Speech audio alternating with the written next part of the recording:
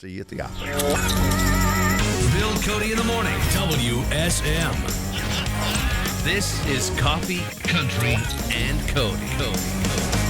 So be honest now. I'm going to ask you, this is very personal. How do we look for 100? Huh? Not bad? Not a day over 95, 96 maybe? Yeah, that's what I'm working on with. Listen, I had no power this morning. I got dressed in the dark. I have no idea what my hair looks like. You look great. Nothing. I just threw it all together. We're so glad you made it. Thank goodness for a cell phone light. That's all I know. There you go. Because it was just so dark in the house. And for some reason, I was driving in and I had this Abraham Lincoln moment about him reading by candlelight. By candlelight. As a kid in a log cabin in rural Kentucky. And I thought, that's me this There you morning. go. Cell phone light. Getting dressed by cell phone If light. he had one, he would have used it. That's right. I know that. So Amber Anderson is in for Kelly Sutton. Andy Nye is large and in charge this morning producing. And Jeff Roberts is rock solid up in master control. And we're trying to hold it all together. I have got this, just saw the first show, the 7 o'clock show lineup. I don't know how we're going to do this first show. There's so many artists on Friday night. So many people. I mean, we got to do it big for 100. Yeah. But yeah, when I'm seeing all the things, I'm like, whoa, this is going to be quite the show. And instead of 7 and 9:30, it's 7 and 10. Oh, it's 7 and 10. Yeah, so I think I said 9:30 yesterday. Well, normally that's what we would do. Okay, yeah. We wouldn't have an intermission. We would turn the house as close as we could to 9:30, but because that, my guess is that we're going maybe 2.5 hours in that first show. I mean, if there's ever a day to do it. Turn the house at 9:30 and start again at 10. But it's crazy. I'll run it down for you here. Okay. And you're working on a lot of stuff. Yeah, we got tour news from John Party and Carly Pierce. We've got Post Malone giving free meals to first responders here in Nashville this week. That is one of my favorite stories of the week. It's so great. Posty. And then Hudson Westbrook has merch at Buc-ee's this early in his career. 21 years old. 21 years old. He's got a line of merch in Buc-ee's. He seems so sincere, though. He does. He seems like a good. But I hadn't met him yet. But he's super sweet, very talented, talented. So you hear him on WSM Radio as well. Yes, you can. From the Assembly Food Hall acoustic desk, this is Coffee, Country, and Cody. Hey, I want you to welcome, we hadn't had a name this cool on the Grand Ole Opry in a long, long time. Liam St. John is here on Coffee, Country, and Cody. And welcome, first of all. Congratulations on your moment in time, your Grand Ole Opry debut in just a few hours when the big red curtain goes up. Thank you so much. I'm so thrilled to be here and just feel very honored to make my debut. So, do you have a history with the Opry as a child growing up in Spokane, and what it means musically or what it means to you? Yeah, I mean, I think what I always think about is Loretta Lynn, and I watched that movie Coal Miner's Daughter a long time ago, and so I always think about those scenes. Her on the side stage of the Opry and just like all the history there, and it's just really cool. I mean, country music has always been in my life through by way of the blues, so I'm just really happy to be included. So. First time I ever went to the Opry was on my honeymoon in 1980. Rebecca and I went for the first time. Really? And I was in my element. I mean, I had grown up with this romance through my father, actually. Yeah. And it was the night that Loretta Lynn brought Sissy Spacek out because Coal Miner's Daughter was coming out like the next week or something, and she was in town and they were doing media. That's incredible. And it is a forever memory for me. That is so cool. Yeah. Yeah. So it's funny you would mention Coal Miner's Daughter at the top here. Yeah. How long have you been playing music? Like, what's your earliest memory? Oh, I've been singing since I can remember. We were just talking out there because Tanya in War and Treaty was in my favorite movie, Sister Act 2. That's right. And that scene with her and Lauryn Hill probably made me fall in love with singing. So really? Yeah, I've been singing since I can remember, but grew up singing in the church and then started writing songs when I was a teenager. Just been doing it ever since. Yeah. Yeah, that's so funny. That she would love to hear that. So I'm manifesting you Yeah. guys having this moment where you get to tell her that, because she would love to hear that. I would be honored. She's such an amazing vocalist. It's Well, I insane. see things like, as it relates to the album Man of the North, which is a reference to Spokane. Is that how you decided to go with that title? And we'll feature that single here in just a little bit. You're going to play live. But processing pain, raw, resilient. Give us a little backstory on who you are and how you came to this album. 16 cuts? Yeah. Woo. Yeah, it kind of took... You got started and couldn't stop. and we had to bring it down, too. It was at 20 at first. So. Oh, really? How do you cut it down? It's impossible. I mean, I still all miss your those babies. You songs. hire it done because Yeah. you can't bear to do it yourself. Well, yeah, I always ask artists that, 'cause I'm like, they're all your babies. They're all, you're pouring your heart into every single one. Yeah. It has to be hard. It was very hard, and I'll probably just put them on the next record. Yeah, that's what you do. You're just like, we'll put them on hold for now. Yeah. Yeah, I mean, I spent the last 4 years really writing all those songs. I think the first one was Dipped in Bleach back in 2021, and the first song that's made it onto this record. But I just started going there lyrically with my songs, just like really mining through my feelings, and every song just kept coming back to my roots, and like it started developing this storyline of like where I come from, and then I finally wrote Man of the North, and then it all made sense. And so I wrote that song, and then I texted my A&R. I was like, I think we have an album. Let's get it going. So What's the rock bottom reference I see sometimes where some of these songs were born? What was going on in your life? yeah, I mean, I just I was just going through some relationship changes and like religious changes, and just didn't have anything to lean on, and then I started just really got depressed really, and just went really dark, and that's where I found like songwriting to really help me pull me out of that. But I really had to That was your catharsis. to write my way through it. I love that. Yeah. Wrote your way through it. Well, it is better to have written than to write, I've always heard, at least from novelists. They will say that.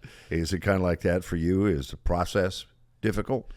Yeah, certainly. Like some of the songs were very painful to write, but they helped me, get through it. And by the time they're written, it's growth already, and so it's in the past, and it feels like you've accomplished something and made it through. So If there's one song on the album that you would want someone to listen to like really know who you are, what song would that be?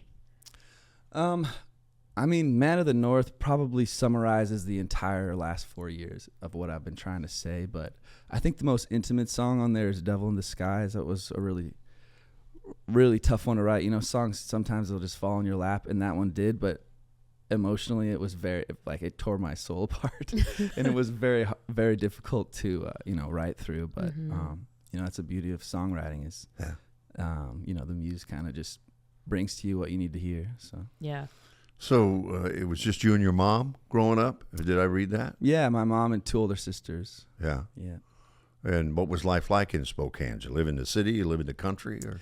We lived in on the South Hill, just like a small little house on the South Hill. And my mom worked really hard to make sure we had everything we needed. And it was a pretty good life, other than, just we didn't have much and didn't have a father figure, but my mom made sure we had everything we needed, and she's going to be here tonight. So Good. She must How be about so proud. And it's 2 older sisters? Yeah, they're back home in Spokane. But, So you're the baby. I am. Did you get treated that way? Yeah, of course. Of course. Yeah, he's like, yeah, uh-huh. Well, Mom wasn't going to miss this. No, She no. wasn't going to miss What's her tonight. name? Jan. Well, Jan. welcome, Jan. Oh, my gosh. She must be so proud. Oh, I dedicated this whole album to her. Really, when I speak of resilience in Spokane, I'm speaking of my mom. So she really helped me through all those dark times. So. Bing Crosby was from Spokane. Yeah, he sure was. Yeah. That's good company, brother. That's right. I look at the album work that's over your shoulder for those watching on Circle Country Television this morning. And tell us about Man's Best Friend in that picture. Oh, that's Yeti. I grew up with a Great Pyrenees puppy. I named him Puppy, but Great name. Listen, when you got a Great Pyrenees, you're in the dog business. Yeti is one of my best friend's dogs. He lives out on a ranch in Goldendale, and Yeti just guards the ranch. And we were out there shooting content and writing songs, and Yeti wouldn't leave the camera, so he made a lot of our album. Yeti wants to be a star. Yeah. And from that picture, Yeti is a star. Look at it. Well, the Great Pyrenees, they're amazing because they will lie in an open field with the livestock they are to protect, and they just kind of lay there and slumber, and they do. And boy, unless you're not supposed to be there, and then it's they make their amazing presence how known. quickly they come to life. Yeah, he guards that. That's like a 500-acre ranch, and he guards the whole thing. But he's also just the sweetest boy. The first day I met him, he was like, "I know you." Well, it's great to get to know you a little bit this morning. This is Liam St. John, debuting at the Grand Ole Opry tonight, and we'll continue to get a little bio background on you. But Man of the North, we've already referenced it. What do you say we play it for folks all over the world? Let's do it. On your way to the Grand Ole Opry debut here in just a few hours. From WSM Radio, this is Coffee, Country, and Cody. And Liam St. John joins us. Grand Ole Opry debuted tonight. I always love getting the backstory on how you find out about your Grand Ole Opry debut, because it's a different story for everybody. Did they plot and plan and keep secrets? It was very unexpected, and I was just in the back of my van. We were on tour, and I already gotten some cool news that we were going to be on the Kelly Clarkson show, and so my label called me, and Brooks, he never really calls me unless it's important. He's like, "Hey, did you hear the good news?" And I was like, "Yeah, Kelly Clarkson." And he's like, "Yes, and one more thing, you got an open invitation to the Grand Ole Opry." I started freaking out in the back of the van. Everybody's like, "What's going on?" So we're on par with Kelly Clarkson. Yeah, oh yeah. I could not believe it.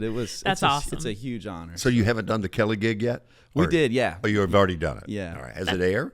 It is. Okay. It has aired, yeah. Wonderful. That show's so fun, isn't it? Yeah, it was awesome. We did just the performance, which was pre-recorded. Okay. So didn't get to go to the studio, but obviously I met Kelly on The Voice a few years ago. Yeah. So, yeah.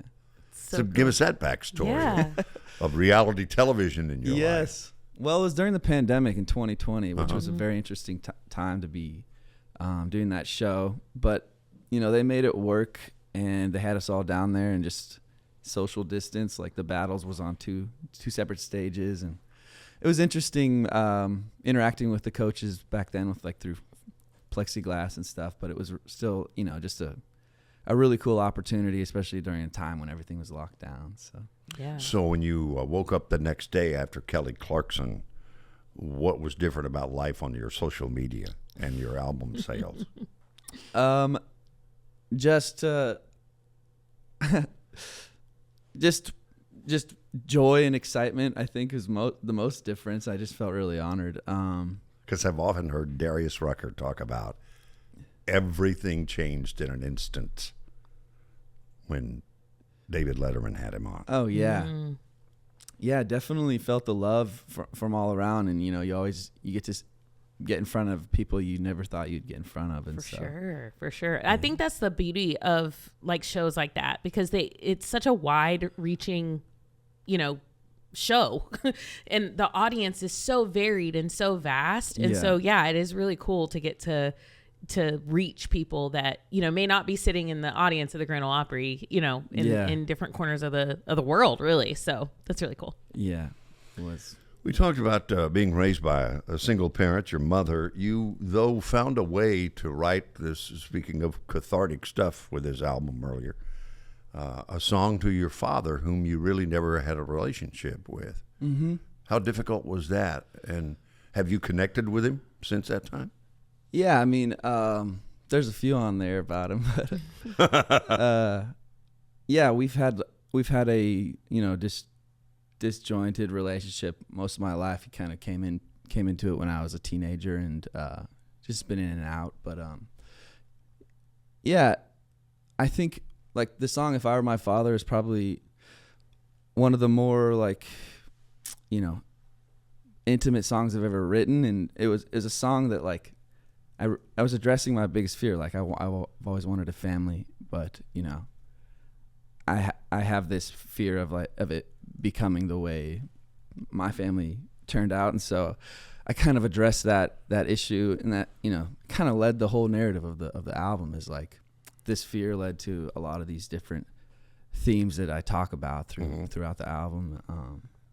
But yeah, I'm hopeful that like that relationship will grow and heal. You know, that's all I can hope for. So. One of the special guests on this album I know is Molly Tuttle. Yeah. How long have you guys known each other? Well, I've been a fan for years, and when I got the news that she was down to sing and play on the song, my jaw dropped. I was like, I could not believe it. You know, one of the greatest guitarists in the world. Absolutely. Yeah, just one of my favorite artists, and it was such a pleasure to work with her. She came in the studio and just was such a pro, and also just a beautiful person. And yeah, she knocked out in like 25 minutes, and I was just amazed the whole time. And she came in and sat in at our album release show at Basement East, which was really cool. So. Oh, I love that. Are you living in Spokane still, or do you just travel the country for the most part? I live in Nashville. But, okay. Yeah. You been here a while?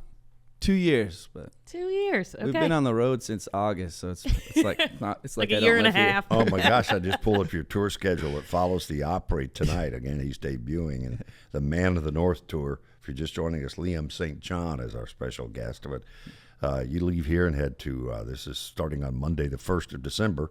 Raleigh, North Carolina; Charlotte, Greenville, South Carolina; Atlanta, Jacksonville, Mobile.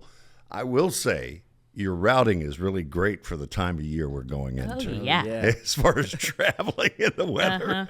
So good for you with that. Oh yeah. I always plan my tours around the fall because I love it so much. Yeah. I'm like, I got to be in Spokane when the leaves are changing colors. Yep. You know? That's the way to do it. That's the way to do it for sure. And then in Florida in December. Yeah, exactly. Very smart. Yeah. That's very, very smart. Speaking of collabs, if you could pick someone to collab with, who would it be? It would be Lauryn Hill. I mean, that would be my dream. Okay. You heard it here first.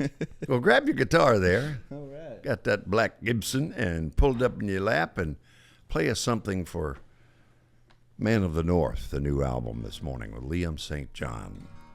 Well, I guess I'll play something different than Man of the North. Yeah, please.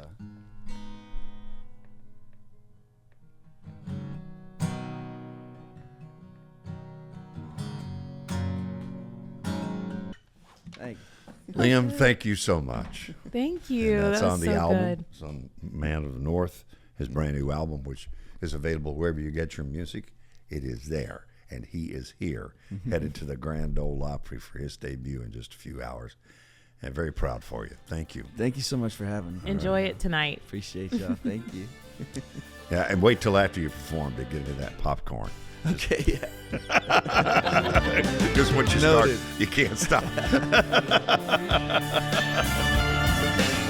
Oh, my goodness. The memories watching Robert Earl Keen on the stage that made country music famous. That's the Grand Ole Opry. Liam St. John, his debut here in a few hours, just wrapped up with him. The Assembly Food Hall acoustic desk, and I thought about 35 years ago probably when Robert Earl Keen would come see me, just a man and his guitar at KKYX in San Antonio. That song goes way back in his career and the friendship that has endured. I appreciate it so much. I just got this note from Janice Gatlin. You know, she's married to the most talented and handsome of all the Gatlin brothers, Larry Wayne Gatlin, and Stephen Rudy Gatlin. Okay. And then Larry Wayne, Stephen Rudy. And Stephen Darrell and Rudy Michael. Okay. Now I got them right. Now you got them right. Okay. But they just sent a note on their social Saturday, December 20th, 2 unforgettable holiday shows at the Franklin Theater.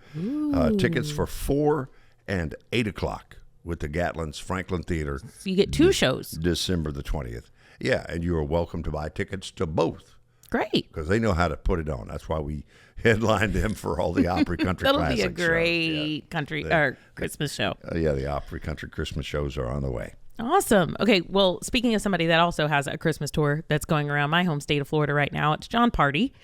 He is taking his Honky Tonk Hollywood tour. He is taking it over across the pond. But first up, he's going to do it here in the U.S. So he's going to kick it off in March in Bossier City.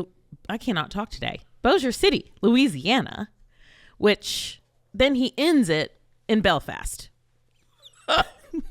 Couldn't be more opposite. Which one of these does not go with the other? Right. And I said this earlier, but his in the press release, he was described as high octane. And I was like, man, it's like the most perfect description of John. But these shows are going to be absolutely incredible. He's taken out Randall King, Ashley Cook, and Zach John King out on this tour with him. And fans can purchase tickets to the just added UK dates beginning this Friday at 10 a.m. local time on johnparty.com. And sticking with the tour announcements, we got a tour announcement yesterday from Miss Carly Pierce. I am jealous because she's going to be playing some of her new tunes again across the pond in the Ireland and UK. So she said she is so excited to be bringing the Inside the Dream tour to the UK and Ireland. Not only will she be playing the favorite, she's going to be playing her new music that she's been working on. She cannot wait for this show. She's going to be also headlining Royal Albert Hall, which we're very familiar with here at the Opry, with John Party and Emmylou Harris. It's going to be a big old Opry party for the Highways Festival. Wow. It's going to be awesome. That's going to be May 15th to the 17th next year in 2026. And her pre-sale, if you're interested in getting tickets for the UK and Ireland for Carly, her pre-sale starts tomorrow at 10 a.m. and you can sign up for her fan club to do that. And then we got to give a big old thank you to Post Malone. Yeah. Because he is serving free meals to our first responders here in Nashville this week at his new bar and restaurant, Posties. And the food is delicious. I think I had a hot chicken, like, slider or something like that. I haven't been in there yet. Have you, Annie? I've been in there. I have not eaten. It's I don't cool, think I've right? eaten at a single bar downtown, I have to be honest. You've just been drinking. Well, no, I didn't say that. No, but I'm I don't just- think I eat meat. I know. What Now, you I will say, we went to the opening, so they had, like, the Right, pass. they had the food. They had the See, food she out. had the past food. I had the like sampler. So I got to try it all. But he said to the ladies and gentlemen who keep Nashville safe every day, we'd love to thank you for your service. You have to on-duty uniformed first responders are invited to please join us Wednesday through Friday this week to enjoy a complimentary meal at Posties. Isn't that so nice? So sweet. So sweet, Really right? sweet. Like I said, he's really come here and just immersed himself in Nashville and into our community. So we just love him. I saw him sitting outside of the mall last month. Well, when Just you run sitting outside of the mall. wherever you run into him, and it could be anywhere in town, make It really sure you can. bring up the Dallas Cowboys come behind the big victory. 21 points they That was were a down. crazy They come one. back and win 24-21 over Philadelphia over the weekend. I couldn't believe it.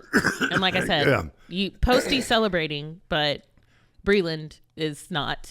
Because he was raised in Dallas because his dad took a job as the head of concessions at the stadium. He was a ball boy for the Mavericks too, For I the, think. oh, was he? I think so. And so that's how he, like on Thanksgiving Day and different things, I've seen him, in his private box up there. Or maybe Jerry Jones' private box.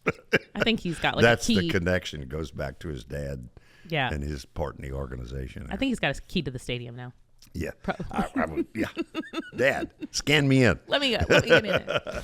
This is Coffee, Country, and Cody, live from the Assembly Food Hall acoustic desk. In the country music living room is where we are. Mr. Acuff's real life living room, 1984, 1992 when he passed. He lived here. And that's where our studio is. Special place, hallowed ground in the history of country music to be able to sit here each morning.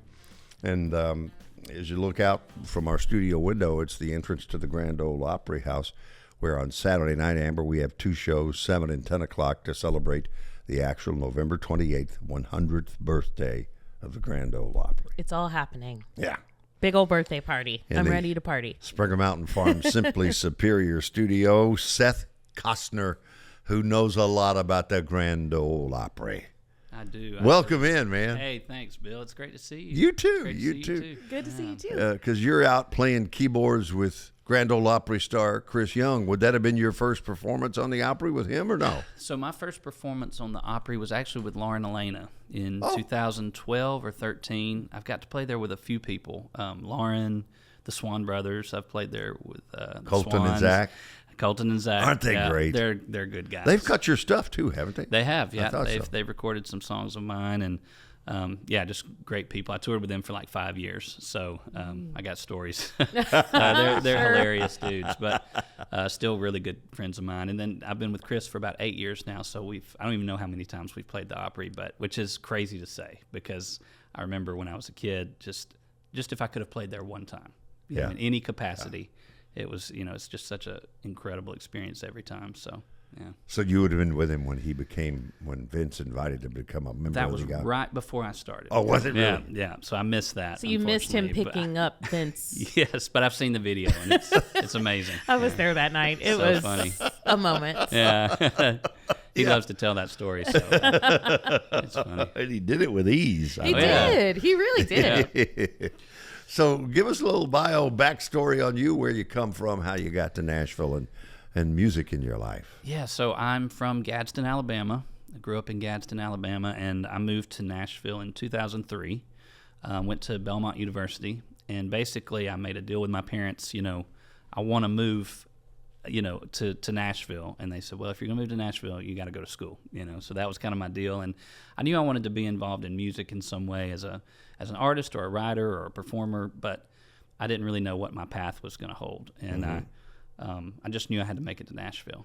And so I moved here in 2003 and finished school. And then I kind of floundered for a while. I went out to LA for a bit and realized that's really expensive out there. And Annie, our We were just talking about that. producer, was out there for a while Yeah. talking about how crazy She expensive it said was. gas was $4.61 Or something. It was and she's like, and I expensive. didn't have $4.61. yeah. I was 21. Yeah. That's not a place for a 21-year-old. It's nuts, it's crazy out there. But yeah, I ended up coming back to Nashville and kind of putting down roots here, and started performing on Broadway and just networking and getting out and meeting different artists and musicians, and one thing led to another. And then I said to myself, I want to make a living playing music, even if it's, whatever that looks like. And I realized you can make good money, touring. I mean, that's where a lot of the money is. As And a touring musician. As a touring musician. You don't have to be a headliner Don't have to- artist. exactly. Right. And so I've really been fortunate to play with some incredible people. Chris, is one of those. I've been out with Luke Combs. I've played with Lindsay Ell and Kaylee Hammock, and of course the Swans and Lauren Elena. And I've just, I've been very fortunate to play for some of those people that.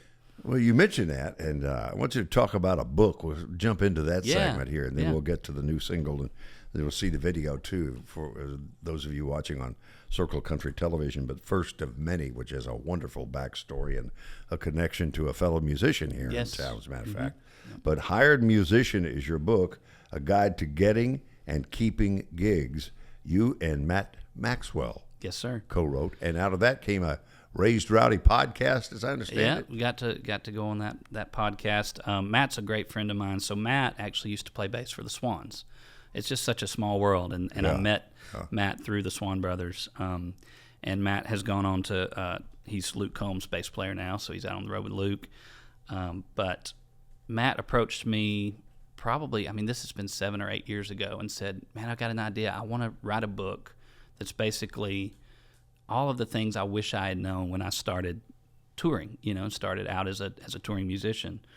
I said, man, that's a great idea. He said, I think you're the guy to write the book with. And so we were kind of sharing our experiences in the business. And there's just a lot of things, I think, when you start out that you don't know. I mean, I didn't have a clue when I first started touring, about tour bus etiquette or what, maybe topics to avoid when you're out on the road, because the tour bus can get really small really fast. It's cozy. It's cozy. You got 8, 10, 12 people out there. And it's just a book full of advice, and it's very conversational, very blunt, and we didn't overthink it. It's a short book, which, for people like me with attention span issues. Same. It's, it's an easy I do read. audio books because of that. Yeah, exactly. We do have an audiobook actually of that, so check that out. But yeah, that was a really fun experience. We finished that up during COVID because there wasn't a lot to do. So Right. Where's it available? It's available on Amazon. You can check it out there. And then the audiobook is on Audible as well. So. Hired Musician Yes, Yeah. sir.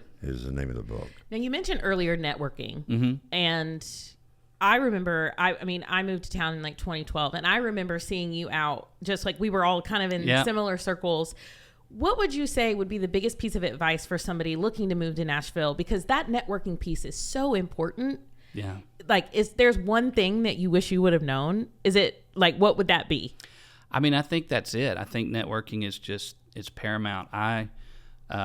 You can't underestimate what a relationship might lead to. You know, when you meet somebody. Actually, funny enough, I met Chris at Belmont University. I believe he was only there for a semester, and then he transferred to MTSU. But that was my connection to Chris, and we stayed friends through all those years. And then he needed a keys player, and he called me up. So, you know, I think you need to appreciate, you know, any opportunity you get to meet somebody, no matter if you think, oh, well, I'm never going to be a part of that band, or because you don't know what the future holds. So I think networking is just the most important thing I could say. You know, get out there, meet people, and just, you know, be kind. Did you have to audition for Chris, or did he just hire you based on what he knew? He just hired me, you know, because we've been big buddies, and he knew I was out on the road, you know, and been playing for different artists over the years, and yeah, it was easy. I didn't have to. How much coaching did you have to get your game on to play his songs, having not been, even though you knew them? Yeah, I knew him. I mean, there's definitely some prep work. I tell you, and we'll probably talk about this later. But we're out on a Christmas tour right now. Okay. And I mean, we're doing a completely different thing. Chris has never done a Christmas tour before, and so as a keys player, those Christmas songs are not easy. They're jazz based, and so. That's been a challenge. So I had to put the work in and the time in, but I think once you get it down, it's kind of muscle memory at that point. So, yeah. Well, this morning we've got Seth Costner. You related to Kevin? Not that I know of, but I need to investigate that further. You need to start. You need to start that rumor. Yeah, I want to go to that family reunion. Right? But first of many, tell me about Stephen Seals, who is your co-writer and friend. Yes. So And this is his story, correct? it is. It's A sobriety story. Absolutely. It's loosely based on his story. Steve actually plays bass for Chris, and we were on the road. This has been about a year and a half ago, I think, and just had a really raw conversation about where he was at in terms of, giving up alcohol. And we basically said, we need to write about that, and it's not my experience per se, but I've definitely met people through the years that have struggled with that. I've had extended family members that have struggled with that. And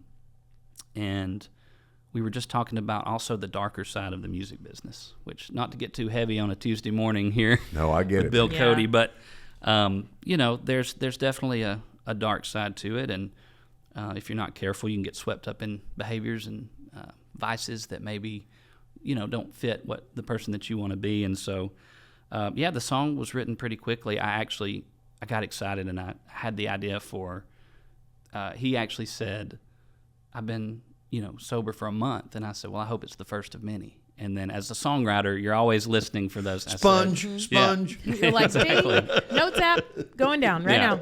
So Yeah, that's a good one. yeah, so I went to my bunk, and I was supposed to wait till the next day to work on it, but I got really excited, and pretty much the whole song came out, and then I played it for him the next day, and he was in tears, and he was like, this is exactly what I wanted to say. And so it's certainly a song that you don't necessarily write it like for radio or something, but those songs are always really special.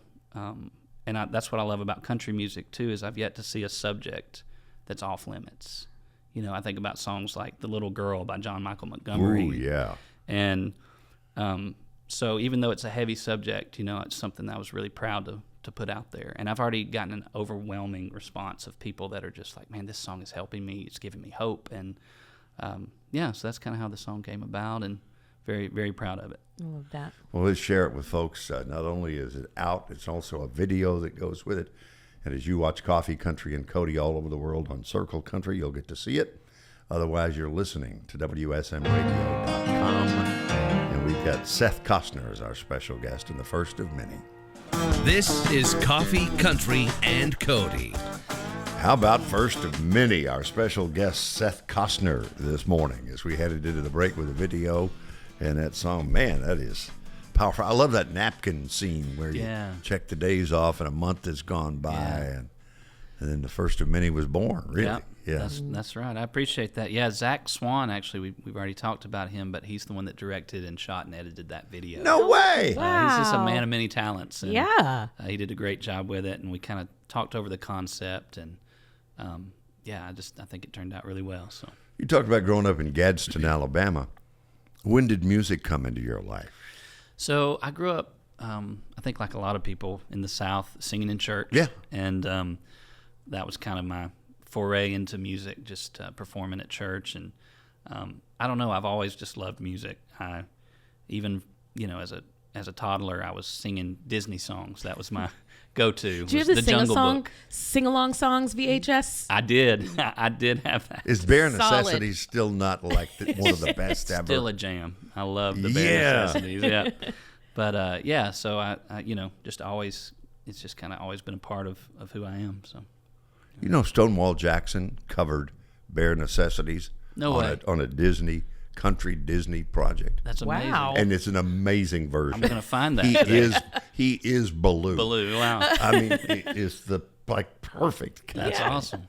Yeah. Did you always play keyboard? Did you always play piano? And So my aunt actually taught me to play keys when I was like 3 or 4 years old. And I remember, that's one of my earliest memories is sitting on the piano bench next to her and just picking out melodies. And I picked up guitar when I was about 14. Okay. And that's around the time I started writing songs when I Got turned it. 14 and got a guitar and learned enough chords to, 3 chords and the truth. And, yeah. But yeah, so I started with keys and then moved to guitar because I thought that was cooler. But I realized that keys, there's more of a demand for that because Yes. there's so many guitar players in Nashville. Yes, And they're all amazing. We asked artists last week at CMA Media Row. We were like, if you could play any other instrument, what would it be? I would say 95% of people said keys. Wow. And John Party specifically said, you can just walk into a room and there's a piano there and you can just wow people. Yeah. He's like, I just want to be able to sit down at the piano and no one knows and I just start playing. Right. You've got a leg up. People listen. are envious of you. I've hosted a number of number one party celebrations at BMI. And there was one particular day that Tony Brown was there because he had an artist. I want to say that particular day was Chris Stapleton was being recognized. And Tony walks over to the piano that was in the lobby. Place is crowded. That typical scene of people, having a drink and loud and just a cacophony of sound when you walk in there, maddening. And Tony walked over to the piano and started playing 2001, The Space Odyssey Open from his days with Elvis.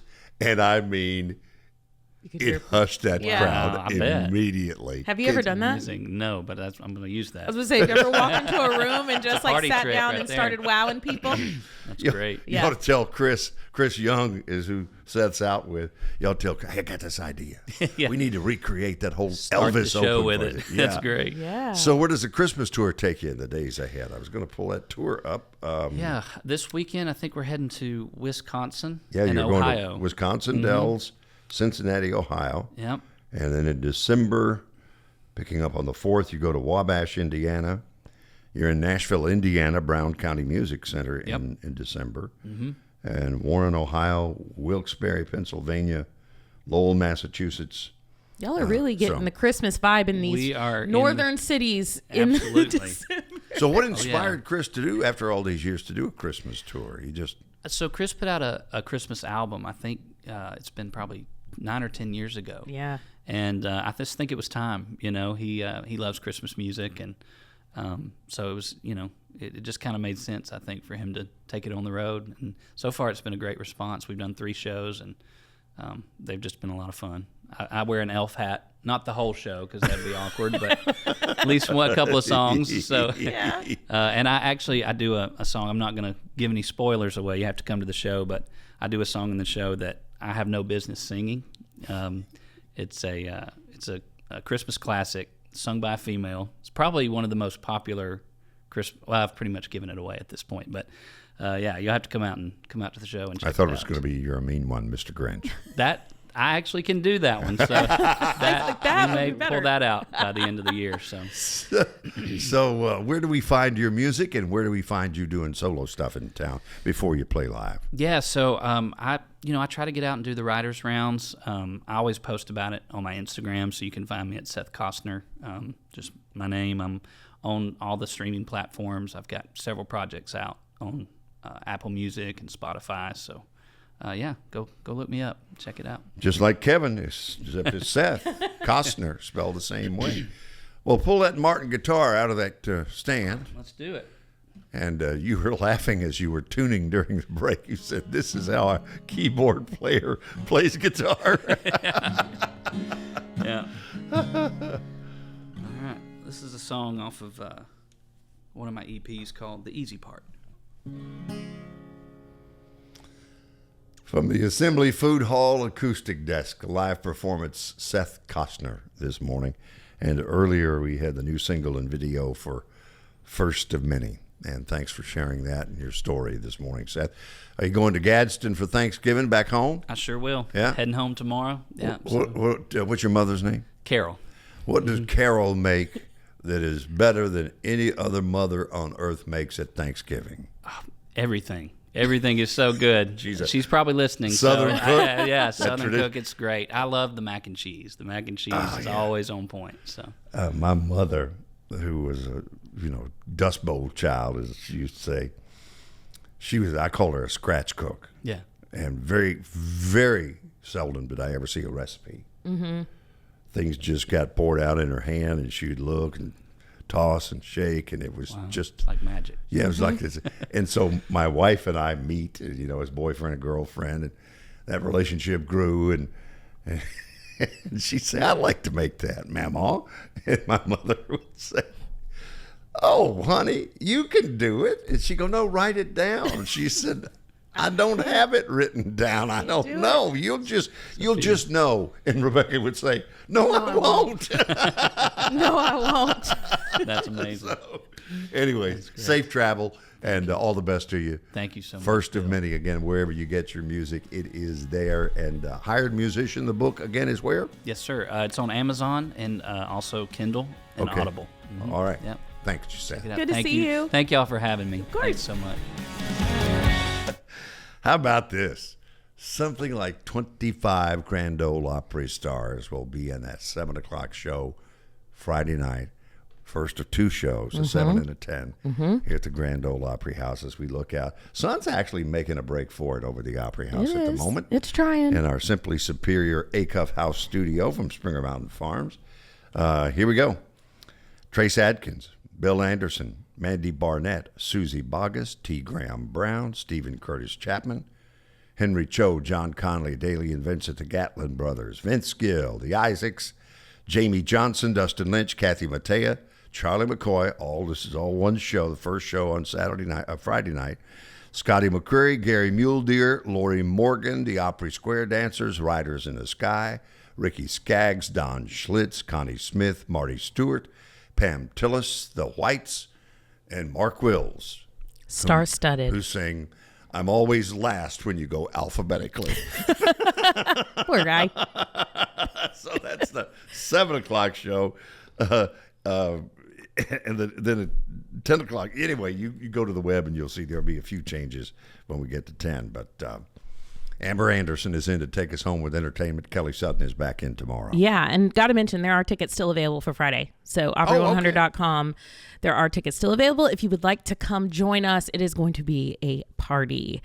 Speaking of partying, I like to party at Buc-ee's when I'm on road trips. I love Buc-ee's. It's one of my favorite places. You know how to live. Whenever I'm driving, I'm like, I just got to get to Buc-ee's. But Hudson Westbrook has merch in Buc-ee's, and he is only the fourth country artist, I guess maybe artist ever, to have a merch line in Buc-ee's, following Dolly Parton, Willie Nelson, and Lainey Wilson. I said Reba earlier. It's Willie, Dolly, and Lainey. And Hudson. And 21-year-old. And 21-year-old Hudson Westbrook. He's got T-shirts. He's got a hoodie. He's got hats. and a Well Darlin trucker hat that I have to have. And he's got so much coming up. He's going to ring in the new year at Kane's Ballroom in Tulsa. He's got his new EP dropping in January, and then he's going to be out on the road with Morgan Wallen in 2026 on the Still the Problem tour. So Hudson, congratulations. That's a big deal, bud. And then speaking of merchandise, Chase Rice has teamed up with Boot Barn and Cody James for an exclusive collab to showcase the new Cody James Black 1978 collection. It is an elevated line of men's Western wear. And I took a look at some of these photos. Chase nailed it. The photos look great. He's like a perfect person for this, but he stars in the new winter campaign, and it was shot on his ranch, 153 acre farm bison. Yeah. And, it's a bison ranch. It's like a black on black theme, isn't yes, it? it's like it's very Man in Black. It's very like sleek, like elevated. It's awesome. It looks really, Chase, really great. this is Johnny Cash. I did that. Right. So he was perfect for it. And he, they said that the partnership was just a natural fit. And like I said, around here, we love Boot Barn. So very excited for him.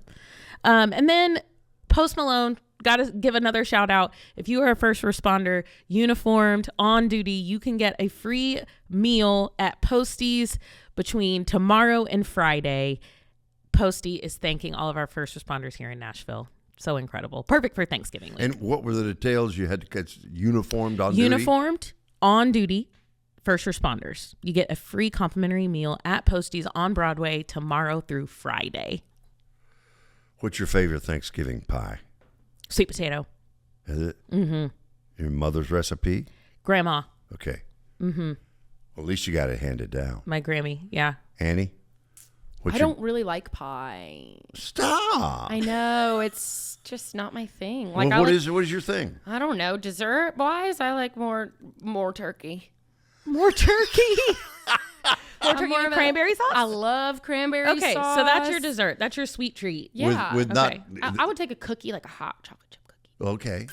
Ooh, But cranberry sauce out of the can or cranberry sauce made from cranberry? Yeah, I like the can. I like the can. I I am don't my like- father's daughter. Yeah. Okay. I'm a texture person, and the real one is a little too lumpy. I like this the can. It's just better. I got the Jessica Andrews reference, by the way. With Annie Nye, our producer, Amber Anderson Entertainment, Jeff Robertson, Master Control. I'm Bill Cody. This is Coffee, Country, and Cody, and we're going to do this all again on Wednesday, Thanksgiving Eve. What do you say, huh? Come on.